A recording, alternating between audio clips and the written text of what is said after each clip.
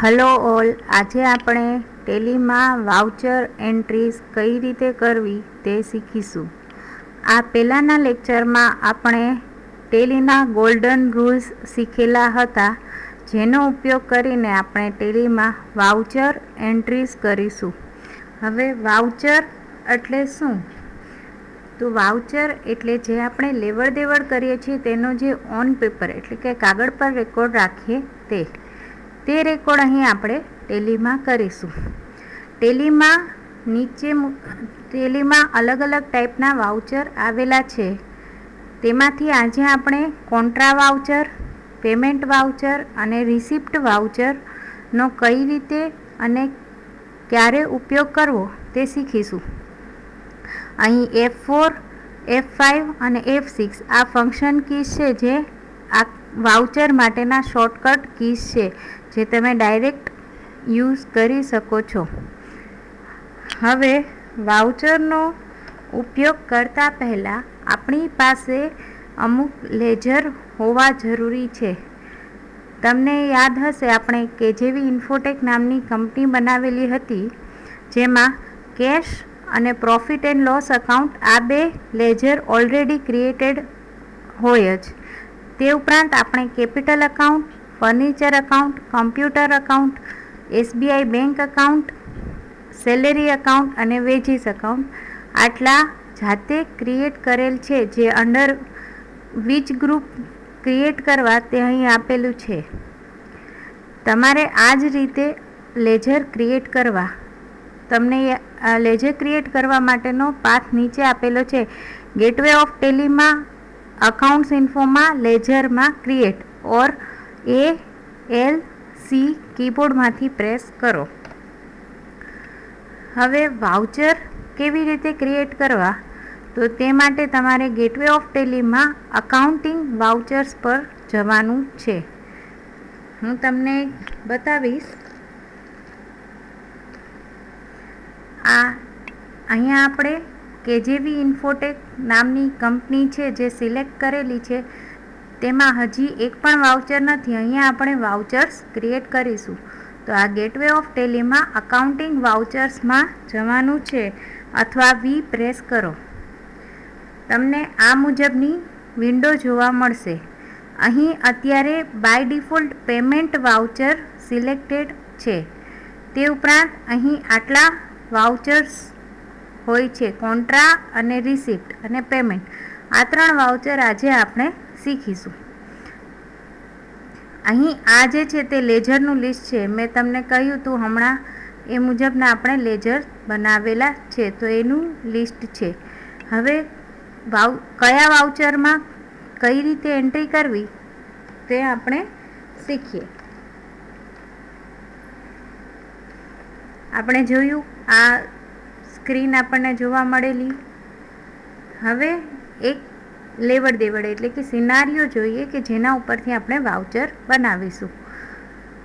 રામે ₹1,99,000થી બિઝનેસ શરૂ કર્યો. હવે આનો આપણે મિનિંગ એ રીતે કાઢવાનો કે એણે બિઝનેસ માટે જે કેપિટલ હોય તેમાંથી કેશ ઉપાડ્યા. બરાબર, આ મિનિંગ થાય. કોઈ પણ આપણે બિઝનેસ ચાલુ કરીએ તો એ હંમેશા કેપિટલમાંથી જ તેનો ઉપયોગ કરવાનો રહેશે. કેપિટલ એટલે કે એની જે મૂડી. બરાબર, જો આપણો બિઝનેસ 2019-20થી 2020-21માં આગળ જાય છે, વર્ષ બદલાય ત્યારે પણ 2019-20માં જે મૂડી એટલે કે કેપિટલ અમાઉન્ટ વધી હોય તે આપણે 2020-21માં ઉપયોગ કરીએ છીએ. તો અહીં શું થયું કે એણે કેશ લીધા. શેમાંથી? કેપિટલમાંથી. તો કેશ આવે છે અને કેપિટલ જાય છે, એમ આપણે કહી શકીએ. તો તમને રૂલ યાદ હશે. રૂલ હતો, આવે તે ઉધાર, ઉધાર એટલે ડેબિટ, અને જાય તે જમા, જમા એટલે ક્રેડિટ. તો અહીં શું આવે છે? તો કે કેશ, એટલે કેશને આપણે કરીશું ડેબિટ. અને શું જાય છે? તો કે કેપિટલ અમાઉન્ટ, એટલે કેપિટલ એકાઉન્ટને આપણે ક્રેડિટ કરીશું. બરાબર, આ મુજબ જે સિસ્ટમમાં આપણે ઉધાર અને જમા એ બેની સાથે એન્ટ્રી કરીએ એક સાથે, તેને આપણે ડબલ એન્ટ્રી સિસ્ટમ કહીએ છીએ. હવે કયું વાઉચર યુઝ કરવું?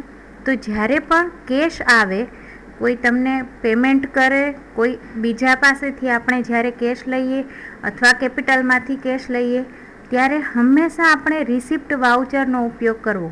જ્યારે પણ કેશ તમારા બિઝનેસમાં આવે ત્યારે રિસિપ્ટ વાઉચરનો ઉપયોગ કરવો. તો આ રીતે તમે જો F6 પ્રેસ કરશો એટલે રિસિપ્ટનું આવી જશે વાઉચરનું. અહીં રિસિપ્ટ વાઉચર નંબર એ ઓટોમેટિક એની રીતે આવશે. આપણે એક એન્ટ્રી કરી જોઈએ ટેલીમાં જ ડિરેક્ટલી. જો હું અહીંયા F6 પ્રેસ કરું છું કીબોર્ડમાંથી, ફંક્શન કી F6 એટલે રિસિપ્ટ આવી જાય છે. બરાબર. હવે કોને ક્રેડિટ કરવાના? કેપિટલને. આપણે પહેલાં જ ડિસાઇડ થઈ ગયું હતું. કેપિટલને આપણે જમા કરીશું ક્રેડિટ. બરાબર. 1,99,000. હવે ટેપ આપો એટલે ડેબિટ શું કરવાનું એ પૂછશે. અહીં આપણે જો કેશનો ઓપ્શન છે, કેશ સિલેક્ટ કરો, ઓટોમેટિક ડેબિટની રકમ આવી જશે. અહીં આ ક્રેડિટ અને ડેબિટ આ બેનો અહીં તાળો મળવો જરૂરી છે. ખાતામેળ થવો જોઈએ એવું કે ને તે રીતે તાળો મળવો જરૂરી છે. પાછું તમે ટેપ આપશો એટલે નરેશનમાં આવીને અહીંયા ઊભું રહેશે. નરેશન એટલે નોટ કરવાની, રિમાર્ક્સ મારીએ તે કે શું કામ આ કેપિટલમાંથી કેશમાં રૂપીઝ આવ્યા. તો અહીં તમે રિમાર્ક્સ આપી શકો. અહીંયા હું આપું છું to start the business. Okay. અને પછી હું ફરી ટેપ આપીશ તો એ વાઉચર આપણું સેવ થઈ જશે. ફરી આપણે પાવર પોઈન્ટ સ્લાઇડમાં જઈશું.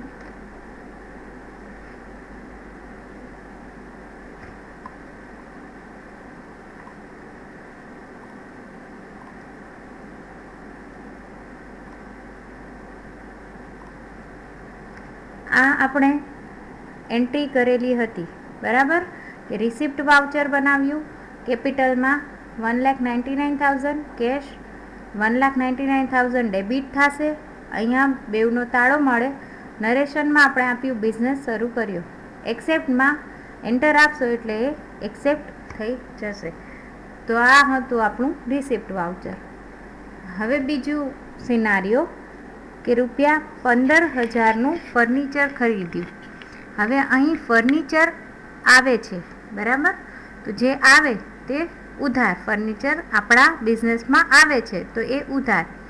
ફર્નિચર આપણું ફિક્સ અસેટ કહેવાય. ફિક્સ્ડ એસેટ એટલે જે લાંબો સમય સુધી આપણે ઉપયોગ કરવાના છીએ આપણા બિઝનેસમાં તે વસ્તુ. બરાબર. એટલે તેનો જે ખર્ચો થયો છે તે આપણે ફર્નિચર અકાઉન્ટ એક લેજર બનાવેલું છે તેમાં એની એન્ટ્રી કરીશું.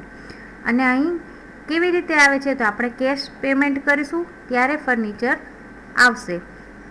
તો અહીં જ્યારે ફર્નિચર આવે છે એટલે કે એ ડેબિટ થાય છે અને કેશ જાય છે એટલે કે ક્રેડિટ થાય છે. બરાબર. ઉધાર એટલે ડેબિટ, જમા એટલે ક્રેડિટ. તો જ્યારે પણ કેશ તમારા બિઝનેસમાંથી જાય ત્યારે હંમેશા પેમેન્ટ વાઉચરનો ઉપયોગ કરવો.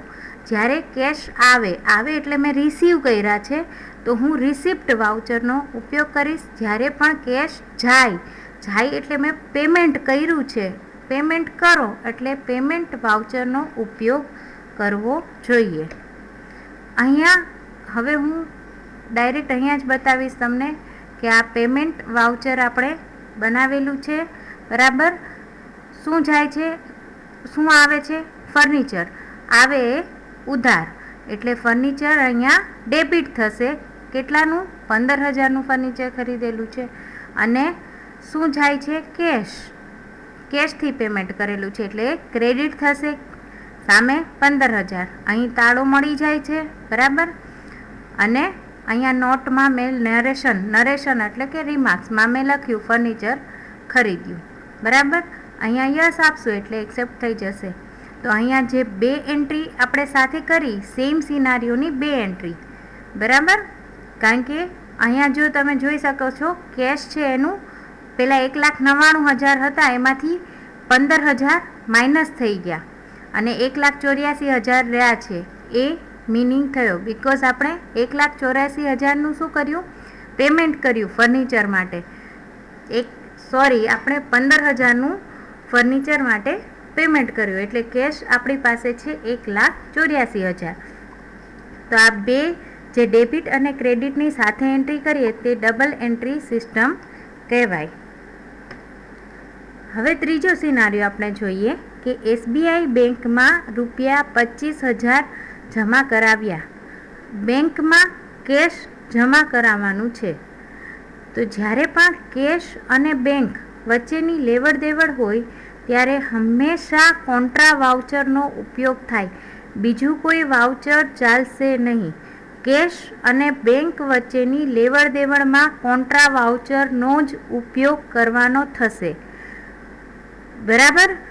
તો અહીં બેંક અકાઉન્ટમાં શું થાય છે, રૂપીસ આવે છે, બેંકમાં આવે છે ને, અને આપણા કેશ જાય છે, જમા કરાવવાના છે આપણે, તો જાય છે. તો બેંકમાં આવે એટલે ઉધાર એટલે કે ડેબિટ થશે, અને કેશ જાય એટલે કે જમા ક્રેડિટ થશે. તો તે એન્ટ્રી આપણે આ રીતે કરીશું. કેશ ક્રેડિટ થાય છે બિકોઝ એ જાય છે. જો જે ક્રેડિટ થયું એ અહીંયા માઇનસ પણ થઈ ગયું. 84,000માંથી 25,000 પાછા માઇનસ થઈને 1,59,000 રહ્યા બિકોઝ એ બેંકમાં જાય છે.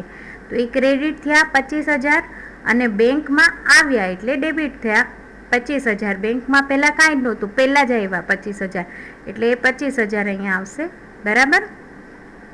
નરેશનમાં મેં કેશ ટુ બેંક એવું લખેલું છે, આ એક્સેપ્ટ કરવાનું.